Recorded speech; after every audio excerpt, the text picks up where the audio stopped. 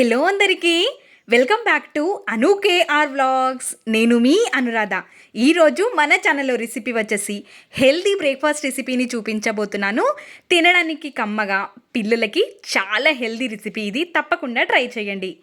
ఇంకా ప్రాసెస్ చూసేద్దాం, వచ్చేయండి. ఒక చిన్న గిన్నెలోకి 1 కప్పు వరకు మందపాటి అటుకుల్ని తీసుకుంటున్నాను నేను. మీరు పల్చటి అటుకులతో కూడా ఈ రెసిపీని చేసుకోవచ్చు. ఒక 2 సార్లు మంచిగా వాష్ చేసుకొని తీసుకొని అటుకులు మునిగేంత వరకు వాటర్ని పోసి ఒక 5 నిమిషాలు పక్కన ఉంచామంటే అటుకులు అనేవి కొంచెం మెత్తబడతాయి. ఈ విధంగా అటుకులు మునిగే వరకు వాటర్ని వేసి 5 మినిట్స్ పక్కన ఉంచామంటే 5 మినిట్స్ తర్వాత చూపిస్తాను, కొంచెం మెత్తబడి ఉంటాయి. ఈ విధంగా క్వాంటిటీ కూడా ఎక్కువ అవుతుంది అటుకులది. ఈ విధంగా ఉన్న అటుకులని వాటర్ మొత్తం పిండేసుకొని ఒక మిక్సింగ్ బౌల్లోకి యాడ్ చేసుకోవాలి. ఒక చిన్న సైజ్ ఆనియన్ని వీలైనంత సన్నగా తరుక్కొని తీసుకోవాలి. క్యారెట్, సన్నగా తరుక్కున పచ్చిమిర్చి, కరివేపాకు, కొత్తిమీర, సన్నగా తరుక్కున వెల్లుల్లి తరుగుని కూడా వేసుకోవాలి. 1/2 టేబుల్ స్పూన్ వరకు పసుపుని కూడా వేసేసుకొని రుచికి సరిపడా సాల్ట్, ఒక చిన్న కప్పుతో 1 కప్పు వరకు జొన్న పిండిని వేసుకుంటున్నాను. మీరు జొన్న పిండి ప్లేస్లో బియ్యం పిండితో కూడా ఈ రెసిపీని చేసుకోవచ్చు. మనకి బైండింగ్గా రావడం కోసం మాత్రమే జొన్న పిండిని వాడుతున్నాను నేను ఇక్కడ.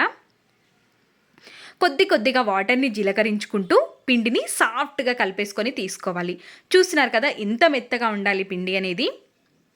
ఇప్పుడు పిండిని మంచిగా 1 నిమిషం పాటు మర్దన చేసేసుకొని పక్కన ఉంచుకోవాలి. ఒక కవర్ని కానీ బటర్ పేపర్ని కానీ తీసుకొని 1 స్పూన్ వరకు ఆయిల్ని వేసి కవర్ మొత్తం స్ప్రెడ్ చేసుకొని తీసుకోవాలి. మీరు ఈ రెసిపీని ఒక కాటన్ క్లాత్ని వాటర్లో కొంచెం డిప్ చేసుకొని పిండేసుకొని కూడా క్లాత్ పైన కూడా చేసుకొని తీసుకోవచ్చు.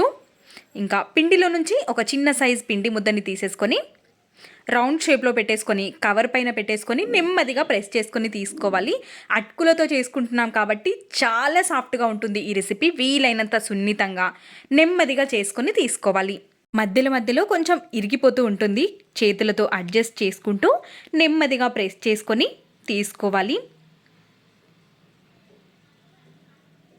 కావాలి అనుకుంటే మధ్యలో కూడా కొంచెం ఆయిల్ని చేతికి అప్లై చేసుకుంటూ ప్రెస్ చేసుకొని తీసుకోవాలి. చివరిగా ఇందులోకి 1 స్పూన్ వరకు నువ్వులని కూడా వేసేసి నెమ్మదిగా ప్రెస్ చేసుకొని కాల్చుకోవడమే. ఇంకా తక్కువ నూనెతో కాల్చుకోవచ్చు. మీరు కావాలి అనుకుంటే బటర్ కానీ నెయ్యిని కానీ యూస్ చేసి వీటిని కాల్చుకొని తీసుకోవచ్చు. మీడియం ఫ్లేమ్లో పెట్టేసి కొంచెం టైం ఎక్కువ పట్టినా రుచిగా ఉంటాయి.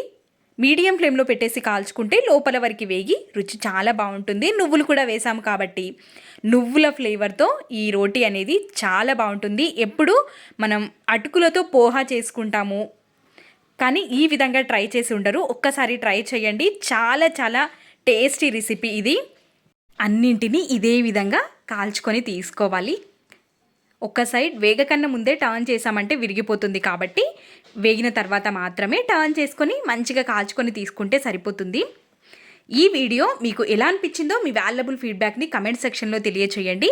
మన ఛానల్లో అన్ని హెల్దీ రెసిపీసే ఉంటాయి కాబట్టి మన ఛానల్ని సబ్స్క్రైబ్ చేసుకొని సబ్స్క్రైబ్ పక్కన ఉన్న గంట సింబల్ని క్లిక్ చేయండి.